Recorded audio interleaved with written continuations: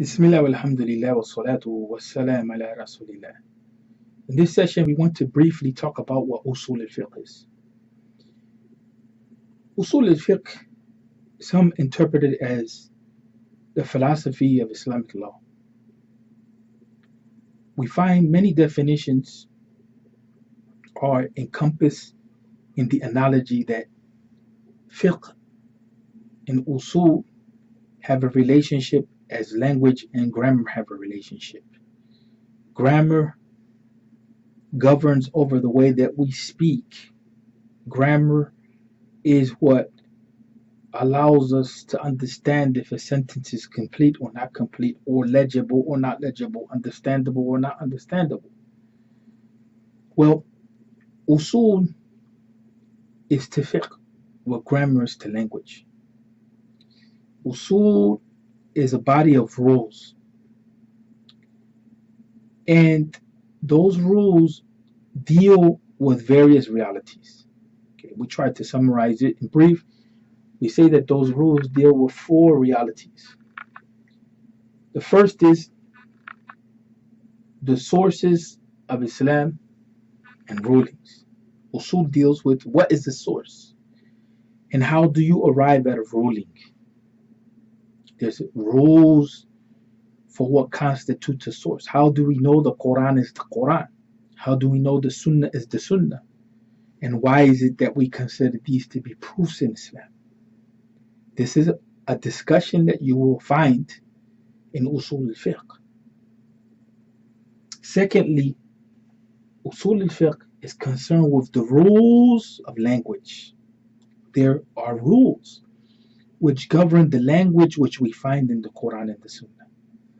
So then, in this way, we can understand the meaning of a term or word within the Quran and the Sunnah in its proper context, and also how it relates to today's time.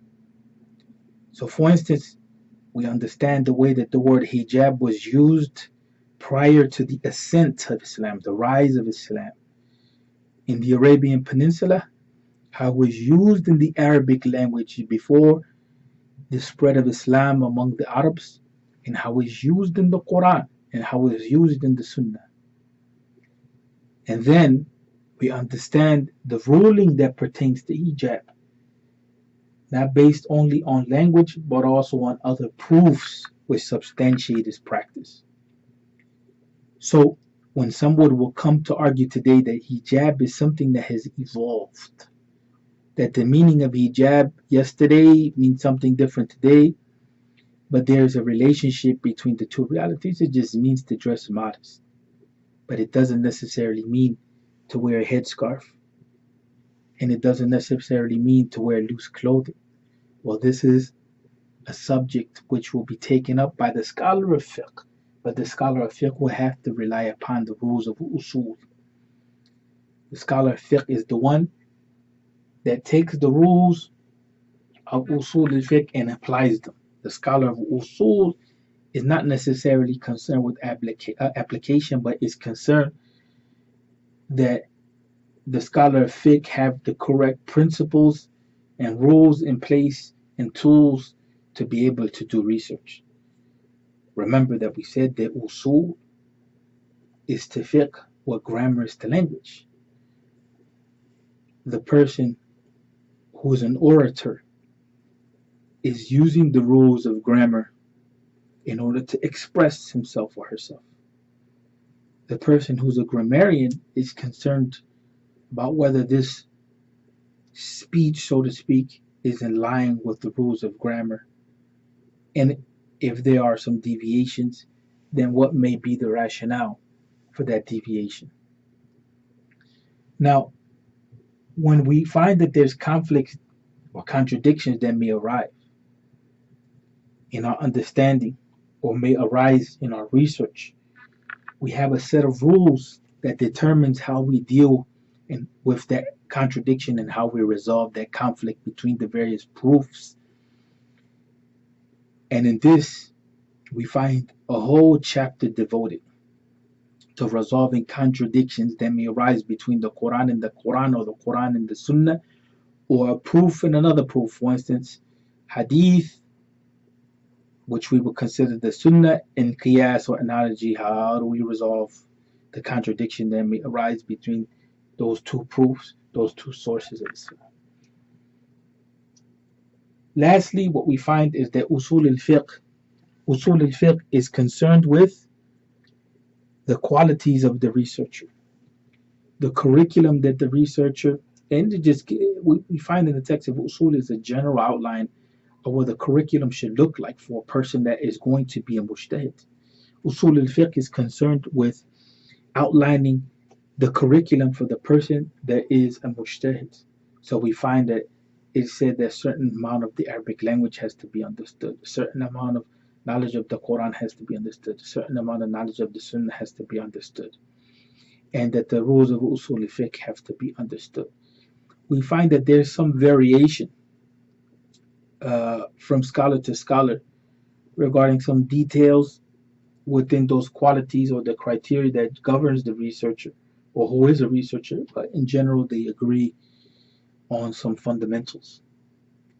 So that covers, for our intents and purposes, what usul is. So now we understand the meaning of usul. Usul being the plural of asl.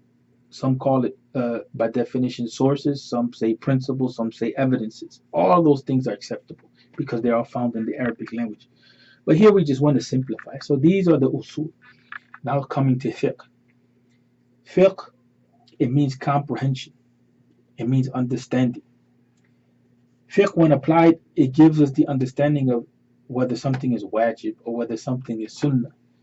Fiqh is generally concerned with action, but can also encompass belief.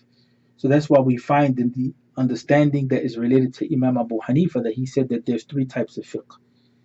Fiqh al-akbar, or the greater fiqh, fiqh al-awsat, or the intermediate fiqh, and in fiqh al-asghar, or what's commonly known as fiqh, the knowledge of the halal and the haram. Fiqh al-akbar deals with Aqida. Fiqh al-awsat deals with purification of the self. And fiqh al-asghar deals with knowledge of actions. What's the ruling for this action? Is it halal? Is it haram? So on and so forth. But here we're restricting ourselves to the linguistic meaning of fiqh.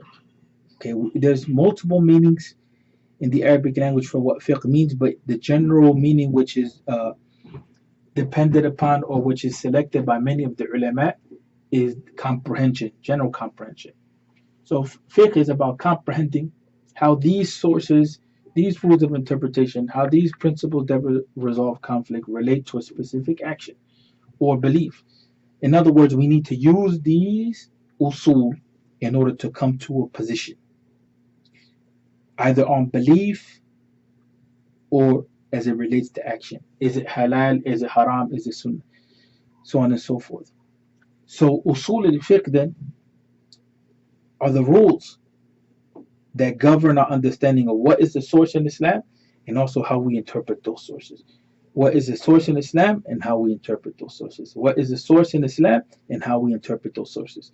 Then once we're clear on what our sources in Islam and how we properly interpret these sources, then we ask, is this action halal? Is it haram? Is it allowable? Is it prohibited? And then we look into the sources and then we see and we study. Yes, this is allowable. No, this is not allowable. No, this is disliked, so on and so forth. But we have to do that in a principled way. And the person who does that is the researcher or the mujtahid. And that person has to meet certain criteria in order to be able to achieve that. So Usul al-Fiqh is that science which clarifies to us what are the sources of Islam, how to understand them, and how to relate them to life, and who is the researcher. أقول قولي هذا واستغفر لي ولكم والحمد لله رب